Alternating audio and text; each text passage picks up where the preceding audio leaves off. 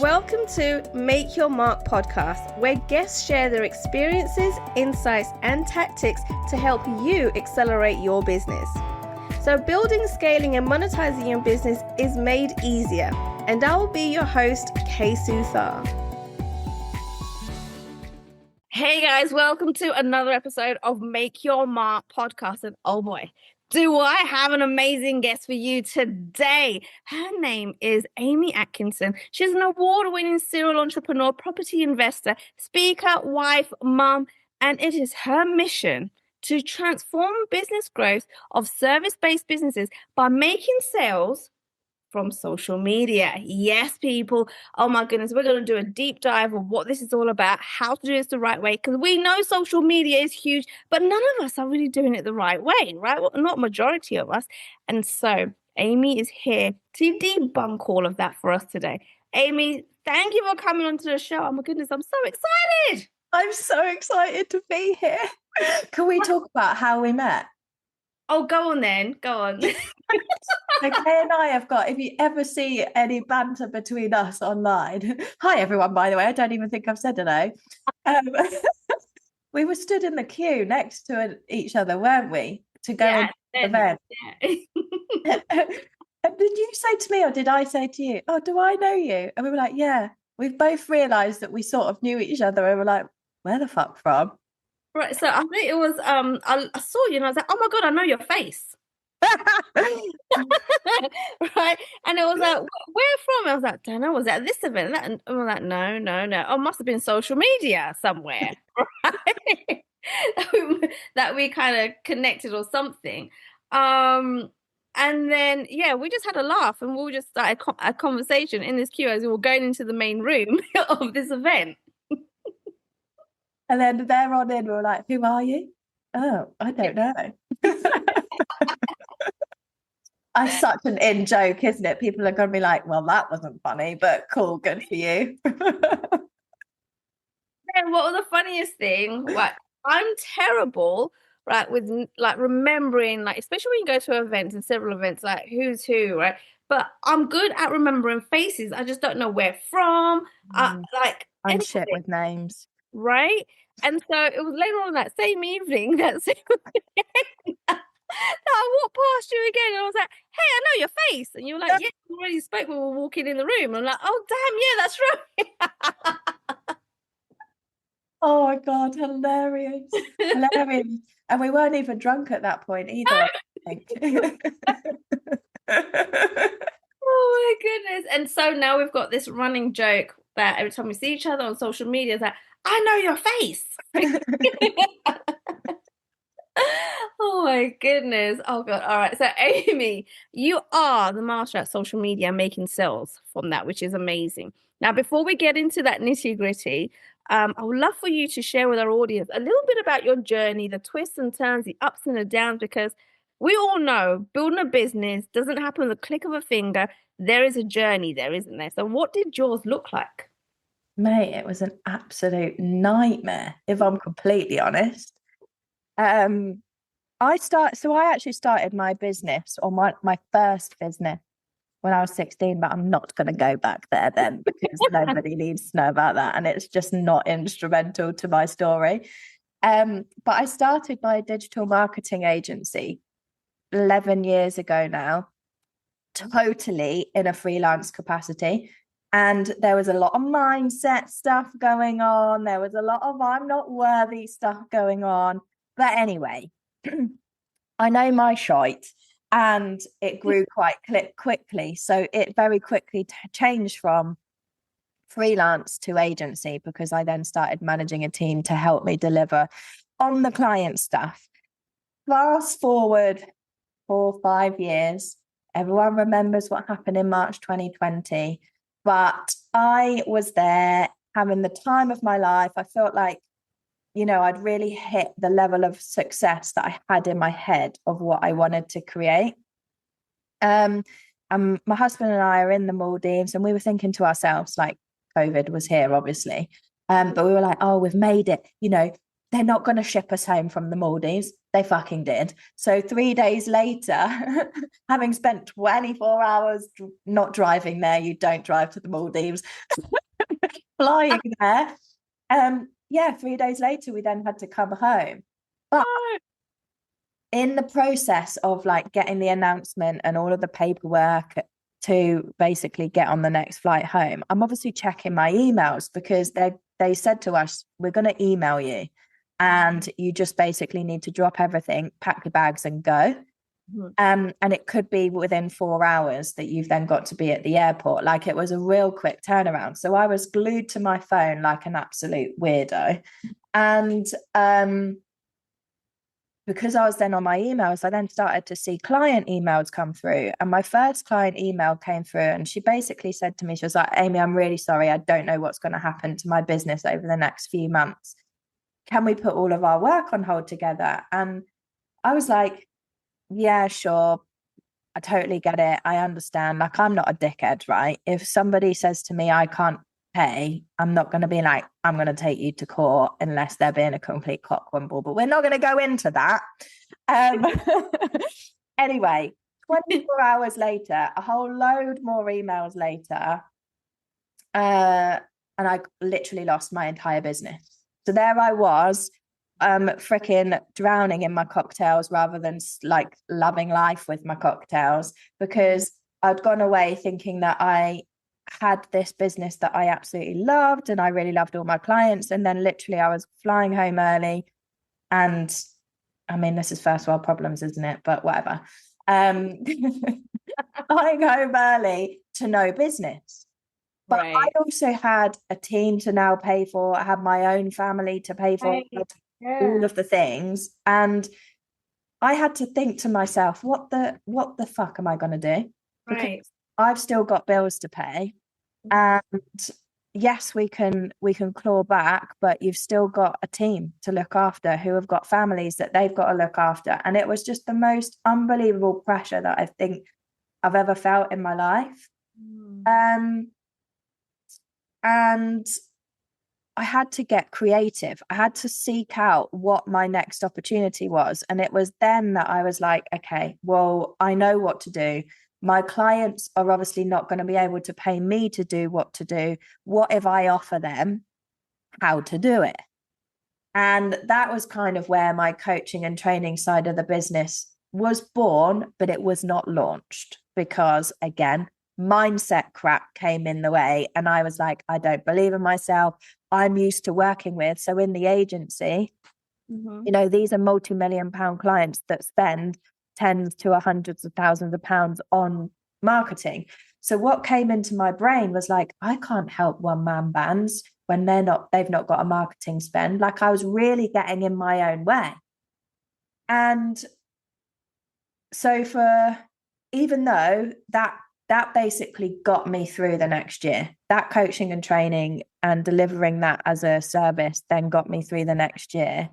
I then had to do a hell of a lot more work on myself and my own self-belief, because I knew that I was really, really good, but clearly I didn't think I was good enough to do, well, what I do now.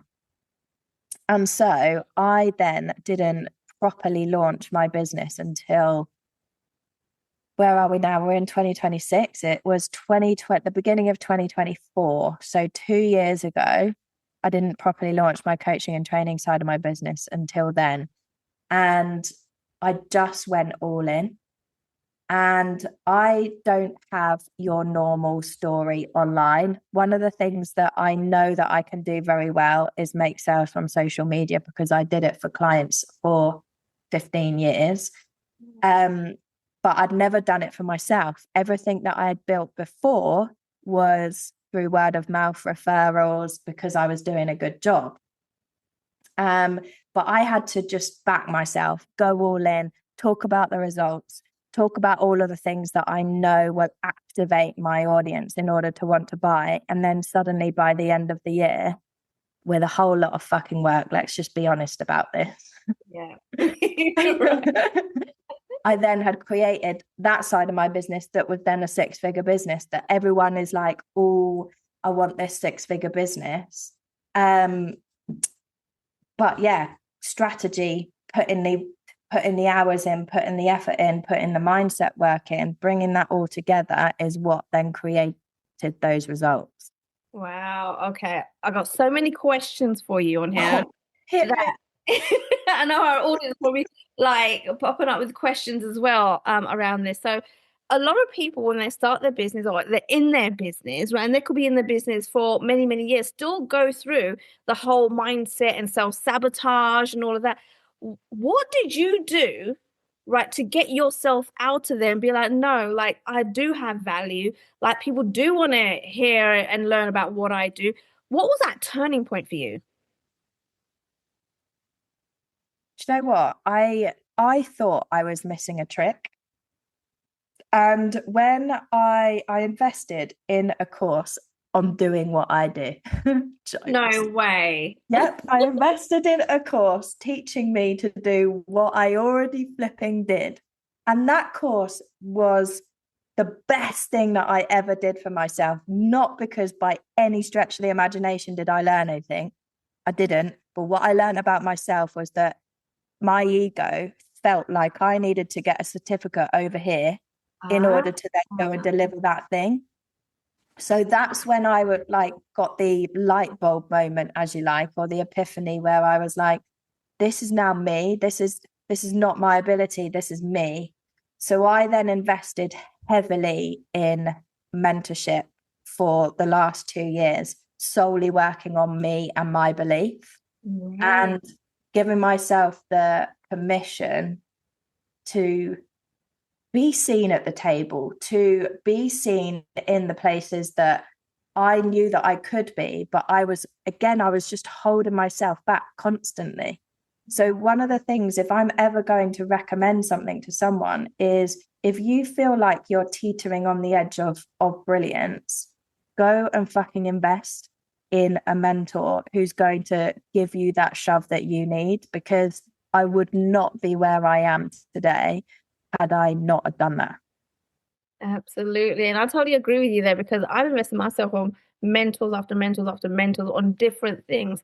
And Mhm. not all of them, like you will learn anything from necessarily, but it's the triggers, it's the alarm bells that, damn, I know how to do all of this. What the hell am I waiting for? Yeah, Right? And you become more self-aware that you are enough, like you know enough to teach other yeah, people, and you should be yeah, selling that stuff. yeah. So yeah, I totally agree with you on that. Now, I'm wondering though, with all the different marketing strategies out there, why did you decide social media was the one thing that you wanted to kind of learn and teach other people and progress with social media? Because some people say it's volatile because it constantly changes. So, well, how do you keep up and why social media? Oh, I love this question. And you know what the honest answer is? You got to give the people what they want, girl. My background when I was way back when in corporate, I was in digital marketing. So I did everything, right? From email marketing, website marketing, um, messaging, copywriting, and anything that is going to make your digital marketing successful, online marketing successful, sexful. Wow. Is that a bonus? I did it. Goodness. But people, what I really, really wanted to do was not work with big corporates anymore, not work with even medium-sized businesses anymore. Like one of my biggest things and biggest drivers for even leaving corporate was to help people put their food on the table. And ultimately, those people have the budget for social media. And so I really wanted to do like literally think about what your ideal client wants. What is the one thing that they want? They want to learn how to make sales from social media. And that is literally it. Like that is the honest answer. There's no kind of rhyme or reason around that. I've just got really clear, and I work with my clients on this. I've got really flipping clear as to what my ideal client wants, and I match what I deliver to what it is that they want. Okay. Oh, interesting. And so when it comes to social media, is it a specific platform like Instagram or Facebook that you teach, or is it all of them? Because there's so many of them. And should we just be sticking to one or be learning about all of those? Oh, I love this question too. So I personally just focus on Instagram, Facebook, and LinkedIn. And I really recommend to, depending on where you are in business, because this is not a one size fit all approach. I actually only recommend that you do one or two platforms if you're just starting out. If you're in that scaling phase and you're growing past the five-figure months and your multi-six-figure business annually, then you definitely need to look at being in multiple places wherever your ideal client is. But at this point, it's not just you, it's your team that's managing it with you. But until you invest in a team, do not be doing any more than two platforms. Okay. And so then how would you choose which platforms to use, right? Because like for myself, for example, like it's exactly those platforms, Facebook, Instagram, and LinkedIn, right? Like my audience, like different audiences are all on all three. And so when you've got someone that's new coming on, or that, or they haven't really scaled and they want to scale and they want to use social media, how do you know which platforms to stick with? You've really got to think, okay, where is my ideal client? And this is probably one of the hardest things in business, I think, is really, really well and truly understanding who your ideal client is. And I know that a lot of people listening to this will be like, oh, for fuck's sake, I have heard this so many times. It's so boring. But it is pivotal to your success on socials.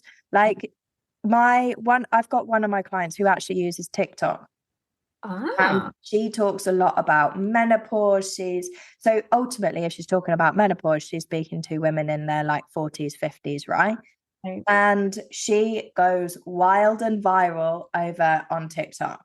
So initially she was actually using Facebook because she was getting better engagement on Facebook. However, let's take your ego out of this. Are your ideal clients on Facebook? If they are, happy days, crack on.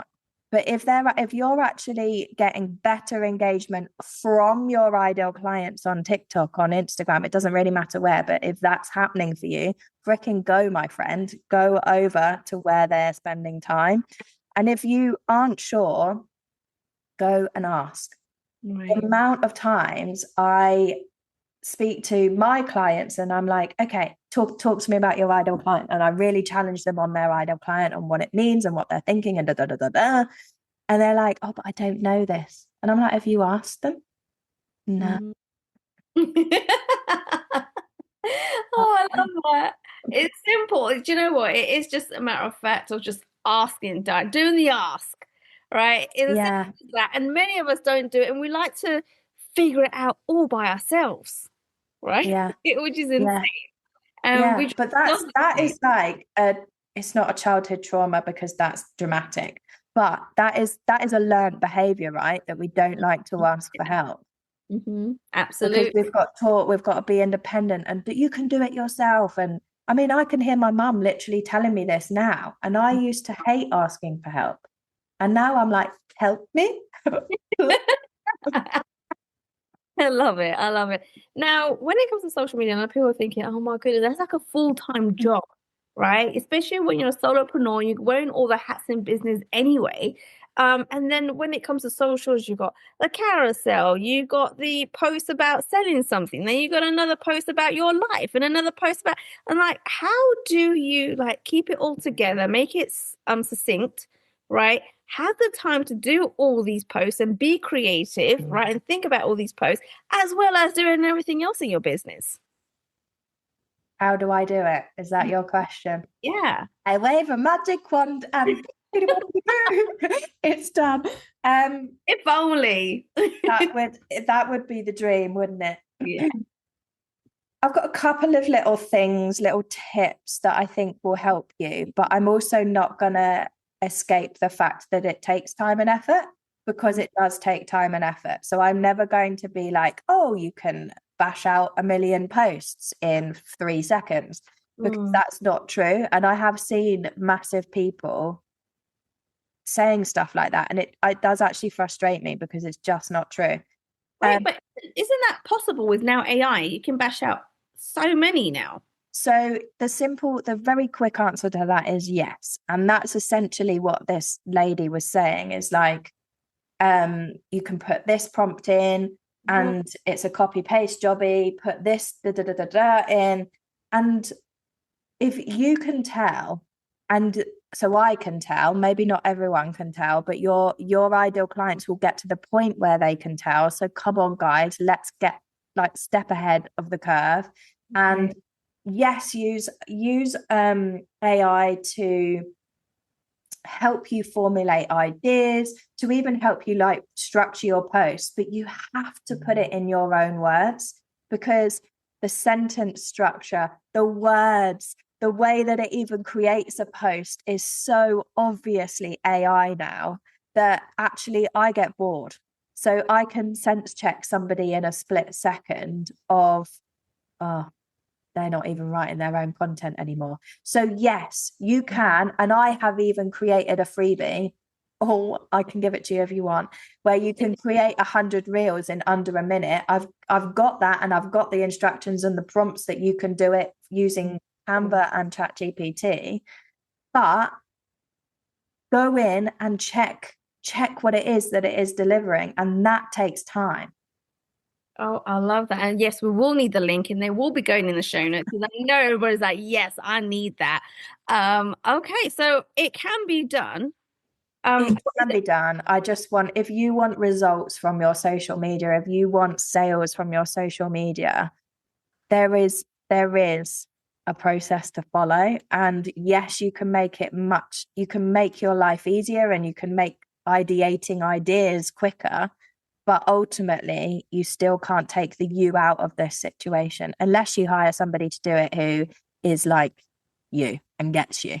Yeah, no, I like that. I like that.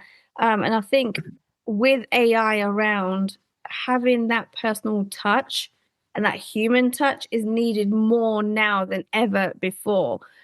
So I totally hear where you're coming from. Now, when it does come to social media, is there a magic trick to this?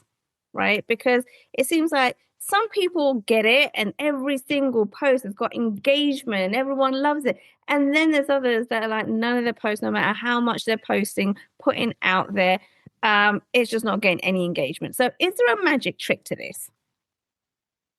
There's no magic trick, but there is a process. So actually the freebie that or it's not free, actually, it's £1, guys. I'm taking £1 from you. But this training is actually usually £99, but I'm giving it to you for £1 because it is freaking epic, if I say so myself. Of course I'm going to. But nowadays, in order to guide people to the sale, there's actually different types of content that you need. So earlier on, you were talking about, oh, share a bit of your life and share a bit of this and talk about that and give education and da da da da da. But ultimately, we want to be raising awareness through our content. So that's a certain type of content. And against that, you'll have a certain type of call to action. Like, what do you want people to do? Probably follow you off the back of this bad boy. Then you've got opinion, and then moving into consideration content. So opinion content is somebody deciding, oh, do I like this person or do I not? Do I think they're a complete and utter knob or do I not? I actually quite like them. So they're making a decision on you. And then consideration is actually, I really like this person. I'm considering buying from them, or I'm considering buying from them over there. Who am I going to choose? So you're actually warming up your audience way more at this level. And then you're probably going to guide them into a low ticket item, maybe your freebie, maybe listening to your podcast, but you're just guiding them to the next step. And then the last step of the funnel is sales content.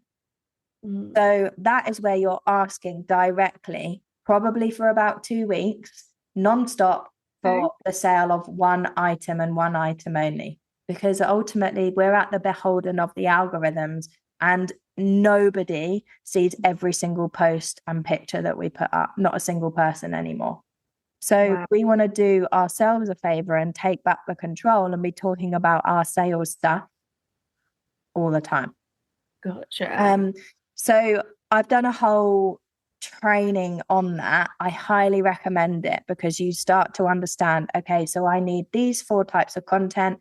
This type of content is better on stories. This type of content is better with reels. This type of content is better with carousels. And all of those things will then start to fit into a structure for you. So you can start to think, okay, I'm going to do this on a Monday, that on a Tuesday, and so on and so forth. Right. Okay. And so it sounds like once you know your content, it's easy just to kind of start scheduling them out, right? To make it even easier and just kind of, I guess, bulk create and then bulk and schedule them out would be the easiest thing. Now, when it Yeah. comes to scheduling them out, right, you've got different platforms, right? I love scheduling things out. I do that with my podcast. You bulk record episodes, right? And you get them scheduled out. It's the easiest thing ever. And you get to kind of carry on with your life and do other projects as well, right? And not just be bogged down on one thing.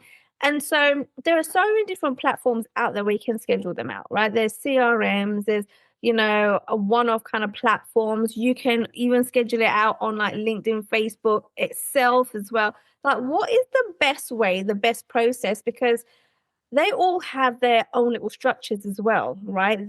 You can tag people in, you can add links. Some of them work, some of them don't work. So, what would you suggest is the right platform? The actual platform it is that you're going to be posting on. So if it's Facebook, use Meta. If it's Instagram, use Instagram. Okay.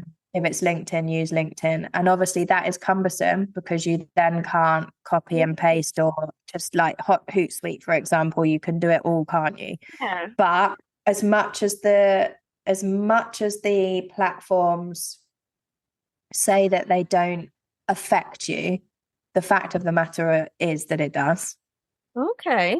And how does it affect us when it comes to using other platforms? It massively affects your reach.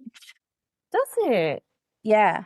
Interesting. Okay, I had no idea about that because I thought Yeah. it was easier just to be able to schedule it out on all the different social media. 1,000% it is. It is so much easier. But if you want, like, there's no point in doing the social media if it's not doing the social media. I sound like I'm 80.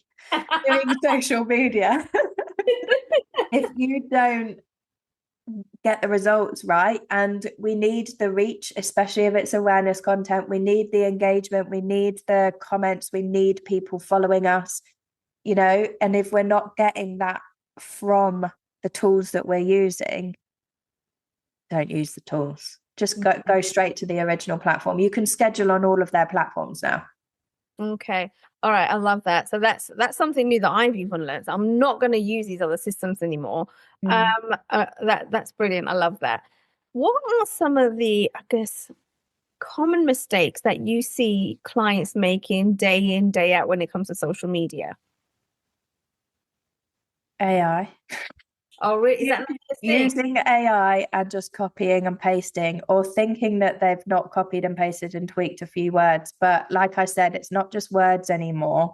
They've got the hyphens. It's even the structure of how it creates posts or structures things. Like, one of the things that I noticed, I said things a lot just in that last 30 seconds.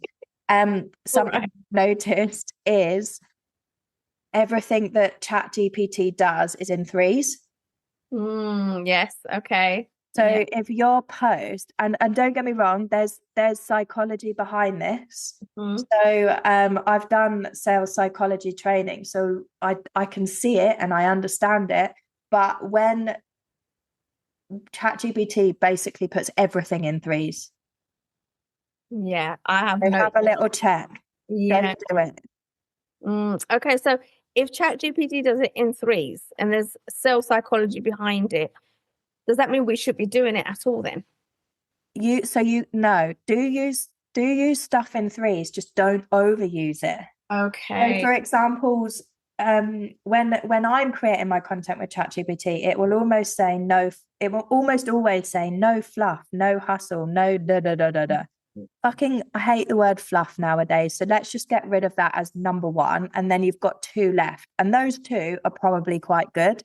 So just like check in with yourself and check in with the content and be like, actually, is this just filler content because it's trying to create the power of three, or is it actually needed? If it's actually needed and the three different things are really key, keep it in. But 9 times out of 10, one of those three, or even two of those three things, are a whole load of BS that it's just chucked in order to create the power of three. It's like a psychology thing where it closes a loop. So your mind is like, not this thing, but this thing. Do you see what I mean? Yeah. Okay, that's interesting. Now, Amy, I know at this point, I can feel like I can speak to you all day long about setting and socials and all of these things, because it is such a huge subject, right? But I know at this point people are thinking, okay, I need to know more. I need to connect with Amy. I need that the £1 training that she's got. So where can they go to connect with you to learn more about you? Follow me on Instagram at the Femtrepreneur, and nobody can ever say that. So congratulations if anyone can. I'd spell it, but you'll put it all in the show notes, won't you? I will do. I've also got a free Facebook community, which I can never flipping remember the name of. So that's good, isn't it? But we'll put it in the show notes. We'll grab that from you. We'll put it in the show notes. It's make sales from social media with the Femtrepreneur, I think. But don't quote me on that. Okay. All right. We'll grab that from you later on for sure. Yeah. Okay, guys, like if you are loving everything Amy's saying, because I know I am, I've learned loads of stuff from just having this conversation from her. It just makes me wonder, oh my goodness, how much more can you learn about social media, right? If you had Amy in your pocket, right? And so go ahead and connect with her. Go and get that, £1 training. Like, it's £1, right? It's normally £99, and she's doing it for us for £1. And I don't know how long that's going to stay there for £1 for us. So go ahead and get that immediately. Connect with her on social media and join her Facebook group. I'll put the details in the show notes for sure. Oh my goodness, Amy, it was so great to have you on the show. My very last question is, because we spoke about mindset and how you had to kind of go through a journey in regards to that. If there was one thing that you had to say to your younger self, what would it be? You can. You can. I love that. We're going to leave it. I was told I can't a lot as a kid. Interesting. Okay. So you can. I love that. That's strong. That's empowering. Amy, again, thank you so much for joining us. So many golden nuggets in such a short amount of time. Thank you so much. You're welcome, my friend. Thank you for having me. Absolutely. Thanks for listening to Make Your Mark podcast at www.makeyourmarkpodcast.com. Make sure you hit that subscribe button so you get this and every other episode that comes out. We have lots of great stuff coming, so make sure you hit subscribe so you don't miss it. And thank you in advance for all the reviews and comments. I appreciate it so much, and I look forward to serving you in next week's episode.